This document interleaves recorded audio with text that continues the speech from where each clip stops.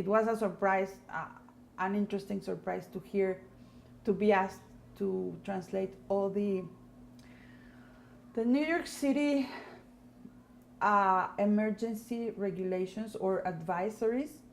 They're all translated into many languages, and for the first time, Yiddish was one of them. And I was honored to do it. So it's like giving back, and somebody's caring for the Yiddish again. So I was so shocked at the beginning to find words that didn't exist. Web place and website, and they don't exist in Yiddish. So I had to call one of my teachers and ask her like for her permission to invent the words at some point.